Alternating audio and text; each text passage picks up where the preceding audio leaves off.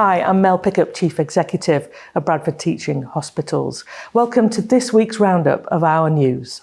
I'm at the Bradford Institute of Health Research based at Bradford Royal Infirmary, which this week saw the start of an important new phase in our COVID-19 vaccine trial.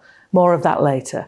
But first, our A&E department has been receiving very high numbers of people with conditions that could and should be treated elsewhere.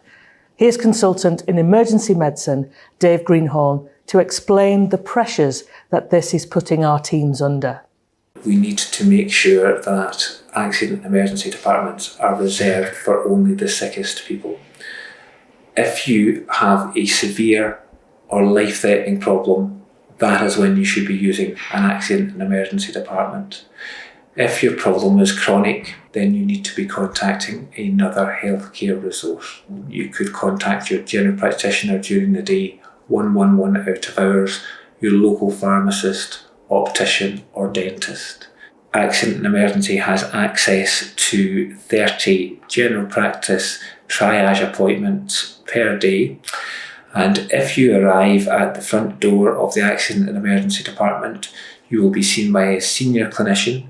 If that senior clinician decides that your condition should be treated in another healthcare setting, then we will make you an appointment to be seen via a telephone or a video conference call with your general practitioner that evening. If the department becomes overcrowded and social distancing becomes difficult, then everybody's health is put at risk. We simply have no option. Thanks, Dave, for that really important reminder.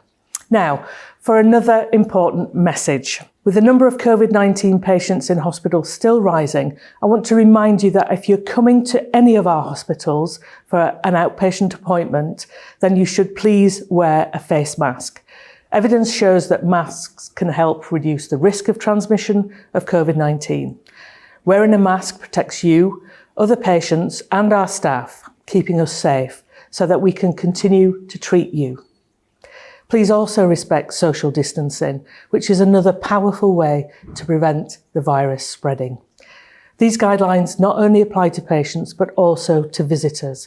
Please check our website for our latest visiting restrictions.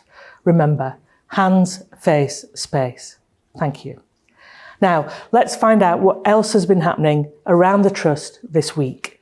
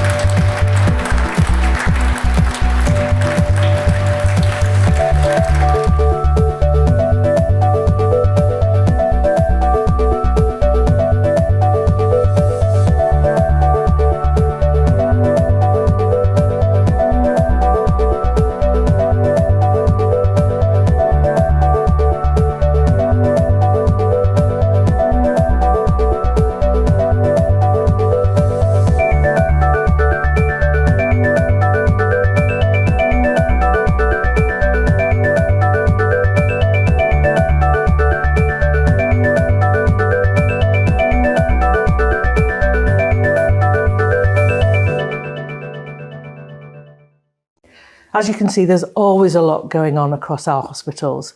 And now from one health study to another. This week saw a big milestone in a major COVID-19 vaccine trial taking place here at Bradford. We've reached day 21, where our volunteers received their boosters. Here's Professor Dinesh Saralaya, Director of our newly established Patient Recruitment Centre, who is leading the trial, to tell us more. Today, the first wave of participants on day 2 who had their first jab are coming back to have their second jab.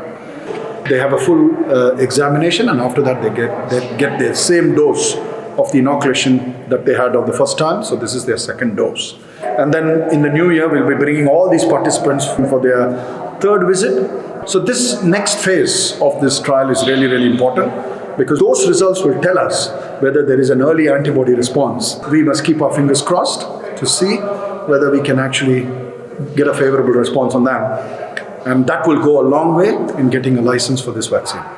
Thanks, Dinesh. This is real groundbreaking work that many in our district are contributing to. Well, that's almost it for this week. But before I go, I just want to give a special mention to Sister Julia McCarthy. Julia was shortlisted in the 2020 Student Nursing Times Awards in the Practice Supervisor of the Year category.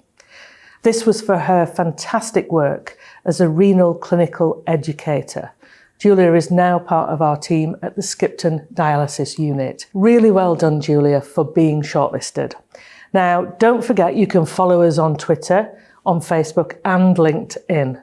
And please remember, hands, face, space. And thank you to everyone in our local community, patients and staff, for everything you are doing to minimise the transmission of this virus. By sticking to the restrictions and working together, we can beat this. And I look forward to seeing you next week.